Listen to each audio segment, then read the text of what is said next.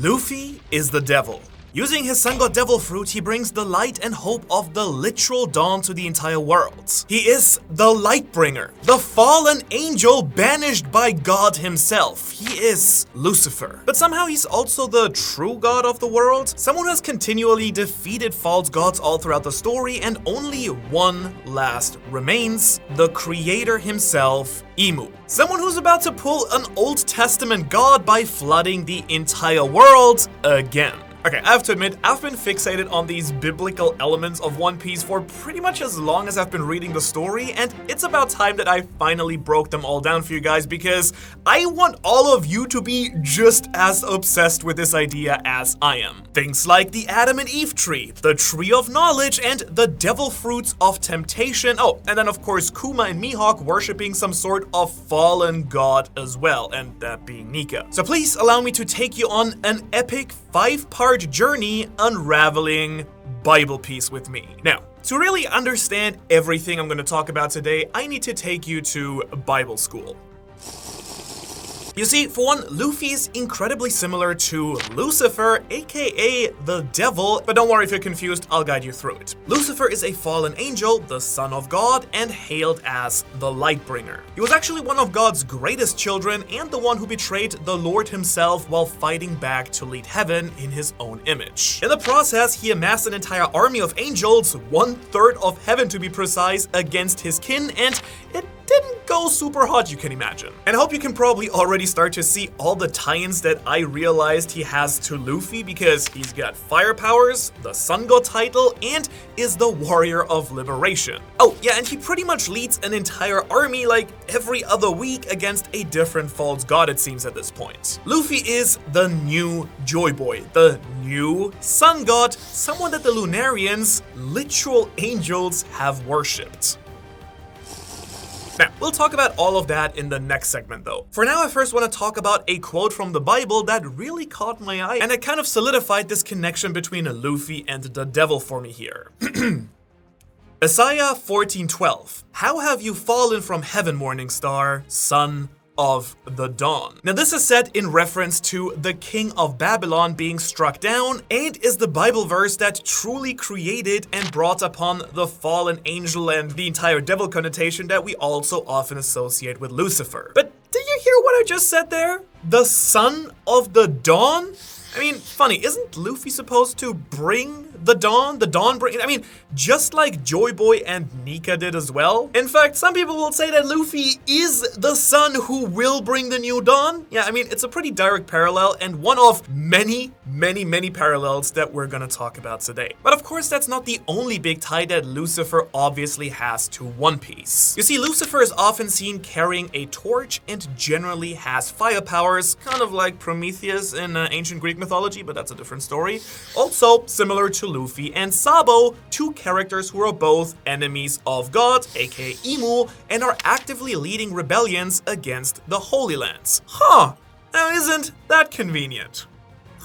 Also, all of you Dressrosa fans will remember that Lucy, a shorthand for Lucifer, is his nickname there as well. Now, we of course still have a lot to talk about, like Kuma, Mihawk, and a bunch about the Celestial Dragons, but I have to talk about the most Oda move in the series, if it actually turns out to be true. Because a big part of this theory is that I believe that he's making the traditional false god Lucifer the actual god of his own world. His entire focus on freedom for all is just so clearly seen in Luffy, Joy Boy, and also the Warrior of Liberation, Nika, I think.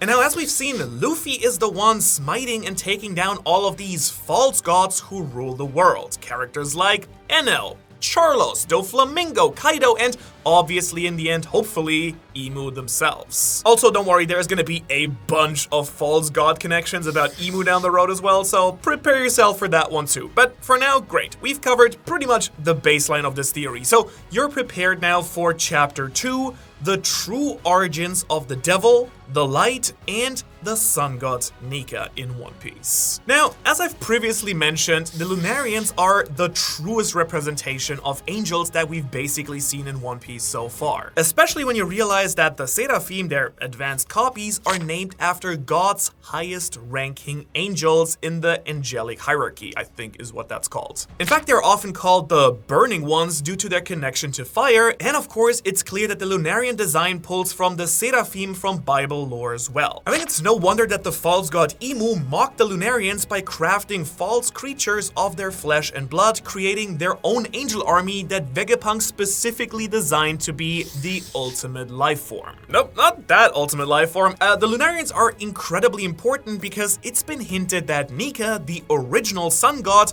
might have actually been a Lunarian himself. Now, why do I say this? Well, I'm pretty much coming to this conclusion based on the Lunarians worshipping Joy Boy, someone that we do know had the Nika fruit just like Luffy. It's actually also hinted at in NL's cover story, as the Lunarians can probably seen with the Eternal Flame here, an item that's also heavily connected to Nika and Lucifer, the Lightbringer as well. In fact, I've been kind of wondering if the Eternal Flame has been literally Nika's Lunarian backflame. I mean, that would be something else, right? But it could absolutely also be something different. Now, of course, that would not at all sit well with Imu, the false god of the current One Piece world. That's why all the Lunarians were murdered and King was taken captive and experimented on. Now, it's pretty obvious that those who share connections with Joy Boy will suffer, and based on the fact that he actively described the D-Clan as the Devils in chapter 1085, it's pretty safe to say that his ideals and Nika's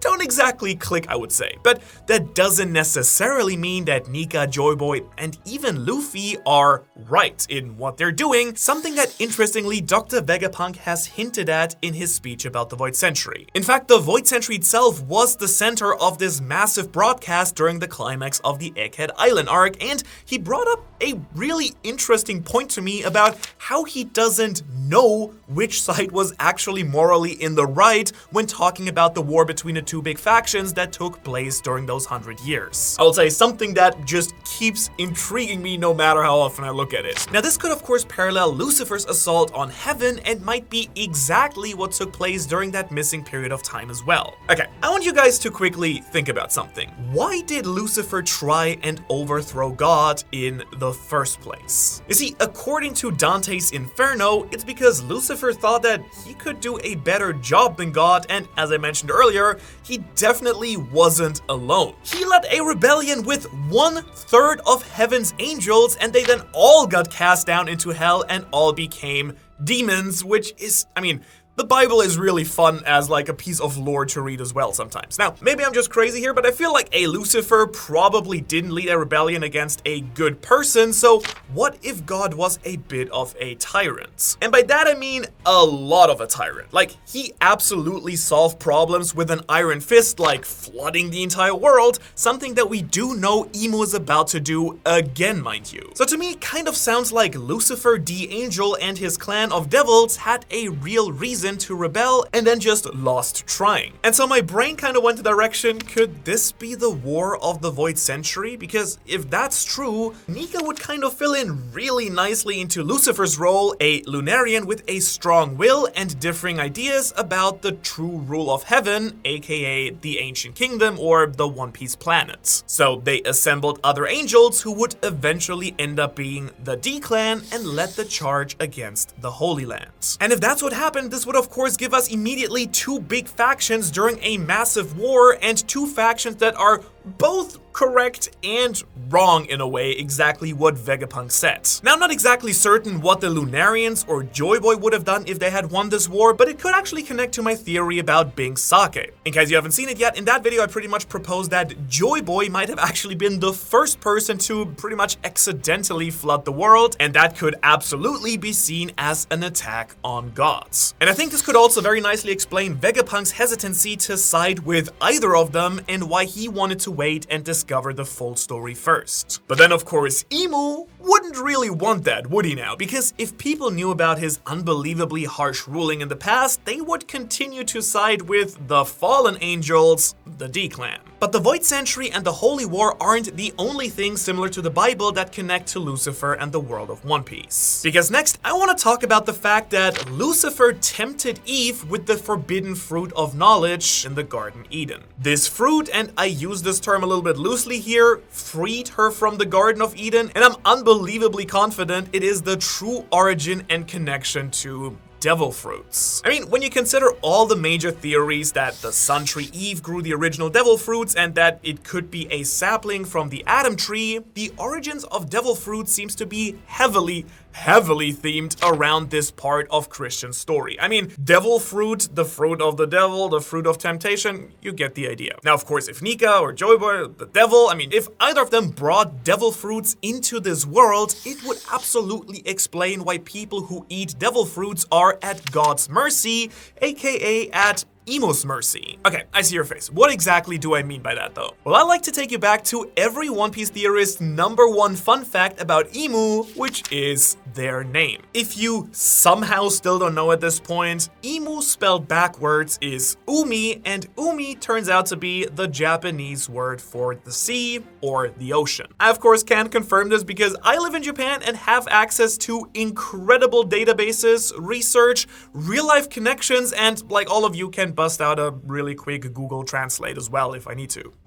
So I propose to you quickly my argument for what devil fruits actually are based on this theory. Like the fruit of knowledge, they give people true power. In this case, it's the power of dreams that holds the true power to go against God, which is exactly why Emu punishes them by taking away their power to swim.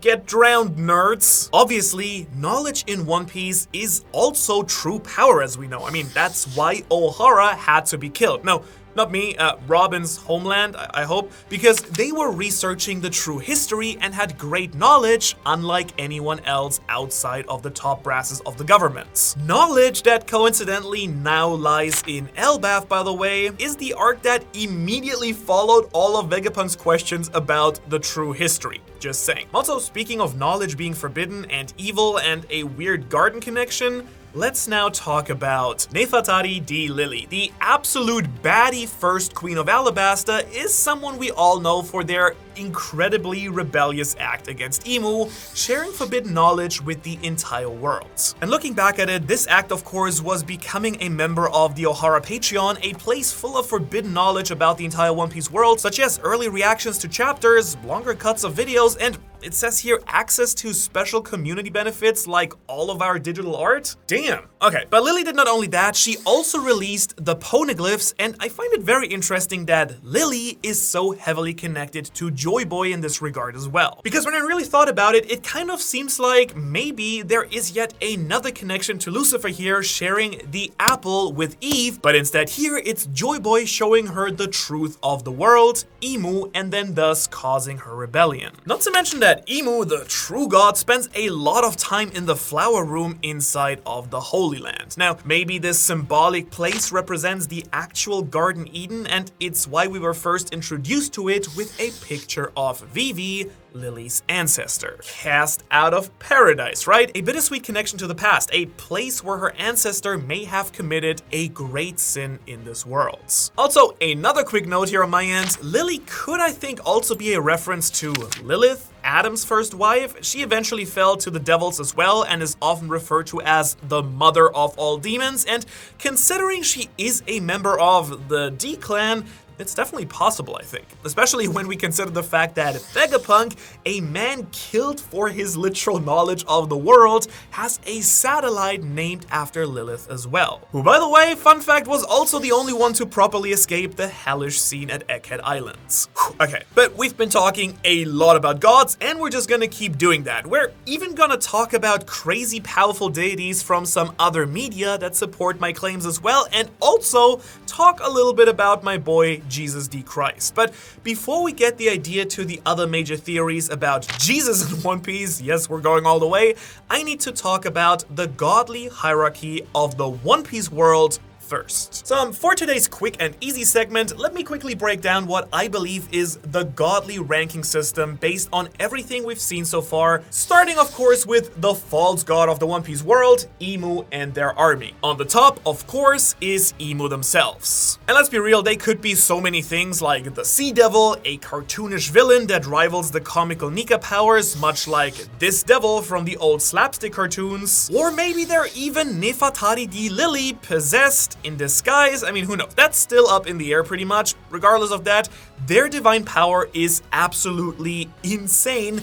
capable of injuring an incredibly powerful warrior like Sabo with a really basic arrow attack and growing to a truly insane size as seen in this panel from chapter 1085. Now at this point we pretty much know for certain that they alone sit at the absolute peak of the One Piece world and literally creates their own angels. Speaking of which, please meet the angels. We've got the Gorosei, the 5 elder planets, stars, celestial bodies. I mean, that kanji has a lot of names, probably planets. Technically, celestial bodies is the most correct direct translation, I think, but I think Gorosei is just fine. Now, these 5 old men run everything and even have godly titles like Warrior God of Agriculture and Warrior God of Finance, which may not sound that terrifying at first, I gotta say, until you remember that your entire life literally revolves around money and food. 2 things that these 2 men control completely in the entire One Piece world. So, yeah, I mean, that thought alone kind of sends shivers down my spine. Can you imagine living in a world where old men control all of the money and food? And if you can or can't afford it, I mean, all without ever having to worry about it themselves because they have all the power and money.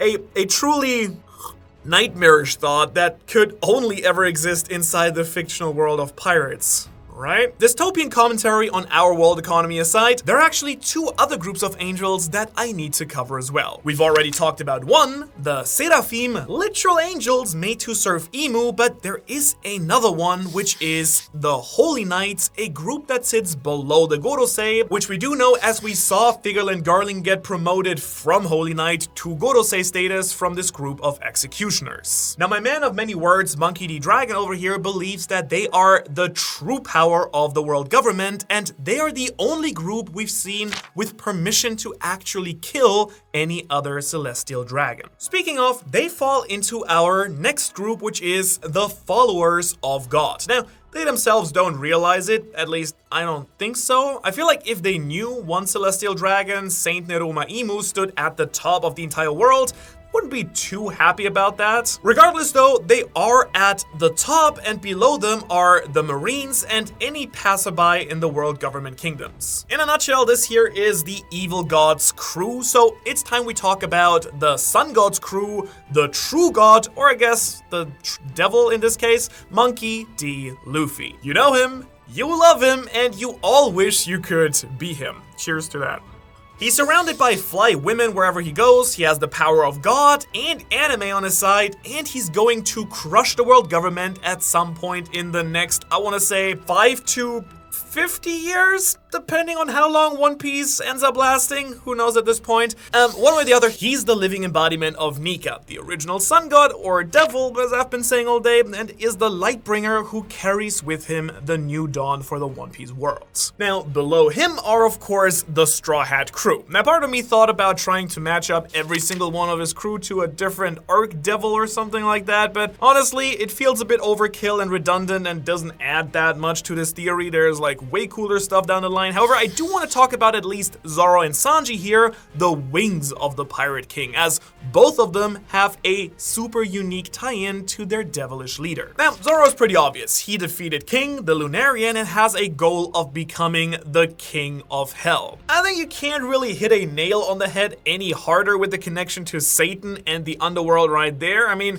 his blade Enma is also named after the King of Hell in Japanese. And before we go over to the second wing and talk about Sanji, we should also quickly take a moment to talk about Zoro's master, one of the most religious figures in the entire world in One Piece, Dracul Mihawk. You know, the man who walks around with a massive cross on his back, smiting his enemies, looks like a conquistador basically. I mean, personally, I like to think that he's actually also a sort of fallen angel, a former holy knight, hence his religious themes, incredible power, and eyes that look oddly very similar to emus. But that's a whole different theory for a whole different day. Zoro isn't the only hell-themed angel of Luffy though, because Sanji is too. Now his connection to Satan are his attacks Diable and Ifrit Jambe. Diable, for all of you non-Spanish or French speakers, I think it's Spanish or French, is a clear tie into the Spanish word for devil, Diablo. Literally translating to the devil's leg, he sets his own legs on fire and burns his enemies. I mean, hell is obviously a notoriously hot place full of eternal flames, another quick tie into the mother flame and the eternal flame right there, by the way, which makes his attack, in my opinion, perfect for a man who serves the devil himself. But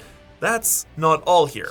Ifrit, the powered-up form of this move, is named after the Islamic creature, the Ifrit. Now, they are a rank of high-level demons, and fun fact, they are a rebellious member of the Jinn race, supernatural beings similar to angels and people, actually having to choose if they want to be good or bad themselves, another spicy taste of rebellion amongst Luffy's crew, I think.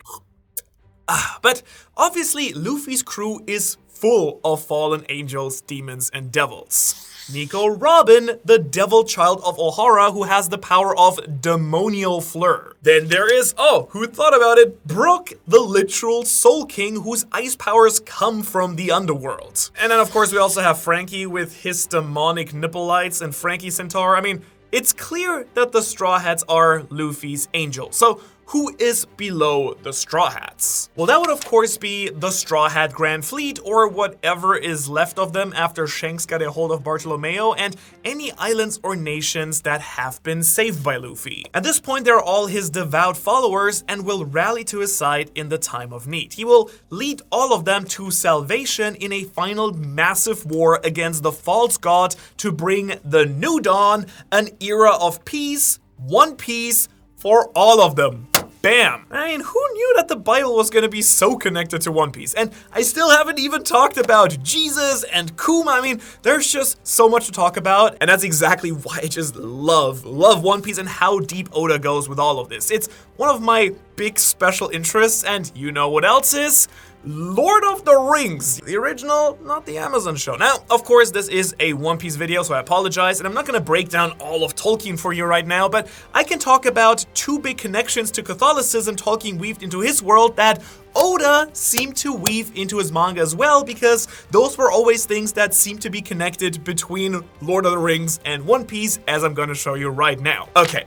In the creation story of Middle-earth, which is in the Silmarillion, which is like a whole prequel book to Lord of the Rings, there are two trees that hold the first sun and the first moon. Like, they're giant trees. Now, there's of course, as you can imagine, a lot to go in with that, but even on the surface, you can kind of start to see its tie-in to the world of One Piece. I mean, One Piece also has two incredibly iconic trees, the Adam and the Eve trees, that are super massive, ancient, predating even the Void Century, tied to the creation of the world kind of things. And who knew, the sun and the moon are also incredibly important themes in One Piece as well. I mean, Luffy is the next sun god, which just happens to have many ties to the moon as well. His iconic Gear 5th transformation happening in front of the moon, and the angel race that is connected to him are named after the world Lunar, meaning of and or resembling the moon. And you have the Sulongs, and we'll not get into all of that. Now, it's also commonly theorized, even by me in many videos, that there is a moon god fruit that rivals the sun god fruit. And either Emu already has it, or Blackbeard might get it, and it kind of is the proper narrative foil to Luffy's powers, and all around just seems too good not to be in the entire series. Okay, but once again, I'm going off topic because first of all, this isn't fact yet, and also not directly connected to what I want to talk about, so let's get back. Very quickly though, one other moon connection that I do talk about in my Luffy will get a Gear 6 video that I actually first kind of figured out that Luffy has a connection to Lucifer is that the Minks, a tribe that is unbelievably connected to Joy Boy, transforms into their divine Sulong form with the white hair and red eyes during the full moon as well. Sulong, if you didn't know, translates to moon lion, and lions, when referred to as Leo, are traditionally used as symbols of light and the sun, because of their mane, in various mythologies around the world. In fact, the lion and the sun are the two pillars in Islam representing society, state, and the religion itself. It's often also connected to Persian mythology, and other Christian characters like Aslan in the Chronicles of Narnia are also related religious allegories to the sun. The most important connection between them, though, as we all know, is that 1 trillion lions would also not be able to defeat the sun, at least according to some internet scholars, that is. Long story short, the moon lions worshipping the sun god makes a whole lot of sense, and it's very interesting to me that the Elbaf arc, a country that we do know in parts at least worships the sun god, starts with another false sun god appearing that has a lion in a crown try and defeat Luffy and the gang once again. I'm not saying that I love the beginning to Elbaf, I'm just saying I'm starting to understand it a lot better from this perspective. Now, how did I get to this again? Oh, Lord of the Rings. Okay, another quick connection here is the so-called Flame of Arnor, the Elvish word for the sun, and Iluvatar, the god of all creation in Lord of the Rings. Iluvatar, am I right? Okay. Now these flames are obviously reminiscent to the 2 flames that we've become very familiar with. Vegapunk's Mother Flame and Nika's Eternal Flame. The powers that allow the ancient weapons to cause a massive flood, purging the world all in God's name. And I know we're jumping a lot between stuff right now, so please bear with me, I'm sorry for this, but of course the ancient weapons have a real biblical connection too, because how could they not? To me, the thread shows that the ancient weapons are quite similar to the Ark of the Covenant. Don't confuse it with Noah's Ark, which is a ship, which by the way also exists in One Piece, but we're talking about a piece of ancient godly technology that can bring great destruction or prosperity depending on how it's used.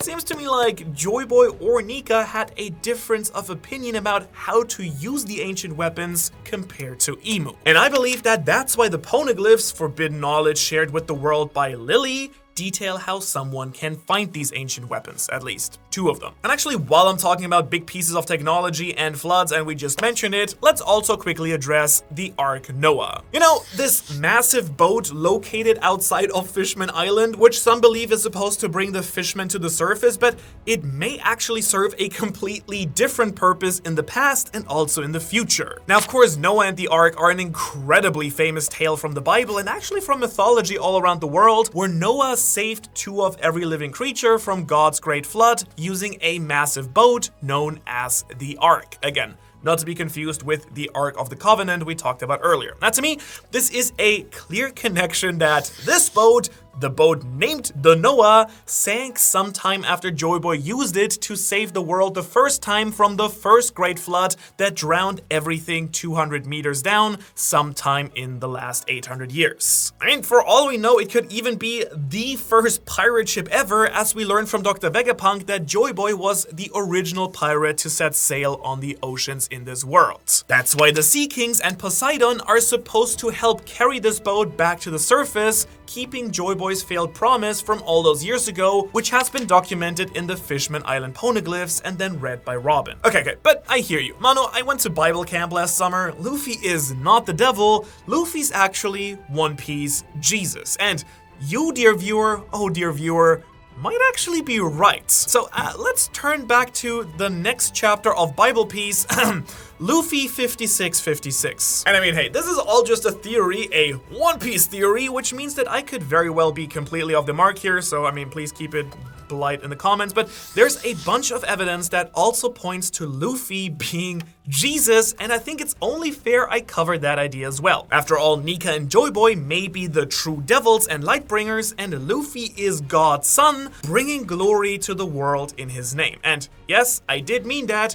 We're gonna talk about Monkey D. Dragon shortly as well. But until then, let's face the facts here. During the Wano Country arc, we literally saw Luffy being revived from the dead, just like Jesus when he awakened his Gear 5th. Now, to be fair, it didn't exactly take him 3 days or 3 nights, but after his death, he reached a more godly and enlightened state, his awakened devil fruit form, which, oh, by the way, is also a literal god. Now, Jesus usually is also interpreted as God's incarnation on Earth, which would make a lot of sense for Luffy with his devil fruit abilities as well. I mean, he is the user of a mythical god, model Zoan fruit, which makes him the embodiment of that literal power. As you probably know, devil fruit awakenings have been hinted at only occurring when the user's will lines up perfectly with the fruit's will as well. I mean, this can be seen with characters like Rob Lucci, Doflamingo, and of course, Luffy. Luffy is in fact a real incarnation of the Nika god on Earth. It's just Nika instead of, the Christian gods. By the way, quick side note, when I was working on this video right now, it kind of dawned on me, pun totally intended by the way,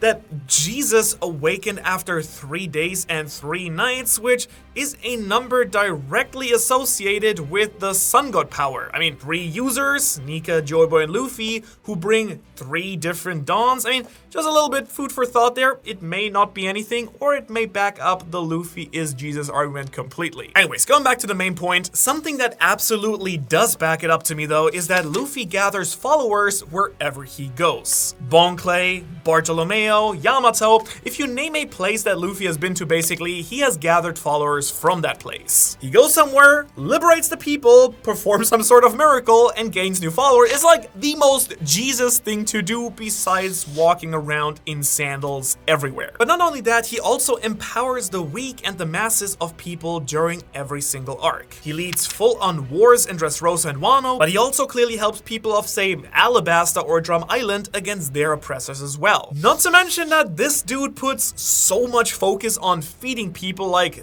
the most Jesus thing in the world. His huge dream could potentially be a world where no one has to ever starve. Getting a little bit deeper into the Bible lore here again, this could be directly connected to Jesus and the Eucharist, which is the symbol of the flesh of Christ that empowers and grants eternal life to those who eat it. It's pretty much a symbol of his devotion to the lives of many and a direct connection to the Last Supper, an act that Luffy seems to pretty much hold every time he leaves an island in the form of a massive party. And on that note, I kind of noticed that we have literally seen a version of this in One Piece with Tama, who uses her devil fruit power to take parts of her body and feed them to others, converting them into her allies as well. So Tama is also Jesus confirmed? Okay, but surely this is where all the Jesus stuff ends, right? No. You silly viewer! There's always more Bible connections in One Piece to explore. Haven't you been listening? For example, Luffy is the guy when it comes to carrying people's pain and burdens. He literally puts his own body on the line for anyone and everyone, like Zoro at the beginning of the series, or Law at the end of Dressrosa, just like how Christ carries the cross and the sins of the world. I mean, we see just how powerful Luffy is doing this task during the infamous Nothing Happened scene, where Zoro, aka Sword Jesus, tries to take on the pain that Luffy usually takes on for everyone else. And I'm just incredibly sorry, somehow it has taken me this long to now finally find a place to talk about the somehow most religious man in all of One Piece, Bartholomew Kuma. He's a priest, he carries a Bible everywhere he goes, and he worships the sun gods. And when I realized that, to me, he's probably the biggest hint that Luffy is Jesus, but he also carries with him another potential religious tie as well. And that's all due to his special race, the Buccaneers. Now, to be fair, so far not that much is actually known about these pseudo-giant-like people, but that may in fact be a reference to the Nephilim in the Bible. Okay, more deep Bible lore. In case you don't know, the Nephilim were a hybrid race of angels and humans. They are described in some text, I think the Book of Enoch, as giants, have immense strength, and are also known as fallen angels themselves as well. But a prominent origin for them is that they are the children of the original fallen angels who wanted to marry human wives. And I hope you're seeing where I kind of started to connect the dots here, because to me that sounds like the Buccaneers are a race descendant from the D-Clan, and that's why during the events of God Valley, Kuma was being hunted down. I was thinking to myself, could it be that in the eyes of the world government and Emu, he was the last of the impure crossbreeds between the Devil Clan and mortals, a race of immense power that needed to be killed or at least tamed by the true gods of this world, the Celestial Dragons. Now, at least half of you guys probably had a thought when I started talking about Luffy being Jesus, like, if he's Jesus and the Straws are his disciples, will there be a Judas amongst the ranks? I mean, Judas, for those of you unaware, betrayed Jesus after the Last Supper, leading to his death at the hands of the Romans. Now, even if Luffy is meant to somehow symbolize and embody Jesus, it doesn't mean that he has to have a Judas. But Of course, there's also nothing saying that he won't have one. And because I love the idea, let's quickly go through some options, shall we? The most likely candidates to me are members of the Grand Fleet. I mean, Barto definitely won't, as chapter 1126 made it very clear that he's ready to die for Luffy and is probably dead thanks to Shanks. Hyojin seems to be clear, as Road, the new giant warrior pirate's navigator, made it very clear that his captain at least is loyal to Luffy in chapter 1129, which really leaves only a few more. And next I think we can cross off Leo and Sai. I mean, their display of loyalty to a fault during the reverie made me believe that they're all in on Team Luffy, but there is a chance that they were trying to make Luffy have a bigger target on his head by declaring themselves part of his fleet as well. But I mean, in general, they do at least seem to have really good intentions. Which means that we have 3 choices left: Cavendish, EDO, and Orlumbus. And the most likely to me personally, I think, would be Cavendish, as his second personality, Hakuba, is just an evil guy that could absolutely betray Luffy while still letting Cavendish be good. And actually, once I realized researching that certain texts say that Judas betrayed Jesus because he was possessed by the devil, I came to the conclusion that Cavendish would be the most fitting and most likely out of this entire group. But then we also have to consider that Judas was one of the original 12 disciples of Jesus, and I think the actual Straw Hat crew is therefore much more likely. And from the Straw Hat specifically, 3 people stand out to me: Zoro, Usopp, and Nami. Now, I want to make it very clear to you guys, I don't think that this will happen for sure, but if it did, they are the most likely, all I'm saying. Zoro was originally the pirate hunter, and there is the infamous fan theory that this entire story has just been a long con for him, and that at the end of it all, he's going to literally backstab Luffy, turning him over to the world government and claiming his bounty. Now, this would be the most wild twist in Oda's arsenal that makes no sense, and there is just no real logical threat to it. The only thing that would make sense is Zoro kind of falling out with Luffy's leadership style, which has been an ongoing plot point, but again, I'm not sure if that would make sense. Okay, but then Nami is the next in order for me, as she's already betrayed Luffy once with Arlong, and she could end up being consumed by greed and turn him over to save herself or get insane wealth. Is it likely? I don't think so, but yeah, let's move on. Then there's Usopp, the man who is framed to be the bravest warrior on the ocean, but he could in fact just be a coward. Someone who, upon meeting the false god and sea devil, may actually lose his grift and end up betraying Luffy. Usopp could be someone to bring the dusk that eclipses the new dawn, and wouldn't that be a crazy last minute twist? But to be fair, I think all of these are not super likely, and I do like the idea that there's gonna be a traitor. I'm just not sure that it's one of the Straw Hats. Now, as you can tell, between Jesus, God, and the devil himself, there just is a ton of religious elements weaved into all of One Piece that tie in super heavily to the core mysteries of the entire show. And so many of them surround the supreme creator Imu, which begs the question, why? And while I'm asking that, what exactly is Imu's deal? And who are they to begin with? I mean, you'd think that we know more about the greatest threat to the One Piece world, the man playing literal false god from the Golden Throne up in heaven. But what if I told you that we do actually know a lot more than you might think, and that we can deduce a bunch more? And so if you're curious to find out, you should check out that video about everything we know about Imu so far, and you'll learn about their connection to Lily, Joy Boy, and even their plans to flood the world, and how they're gonna do it. Otherwise, Shanks, so much for watching this. This has been a fun project of mine that I've been working on for a while. I wanted to do Bible Piece for quite a while, and yeah, let me know what you thought. There is more to come in the theory departments, and yeah, excited for that. I'll hope to see you in the next one.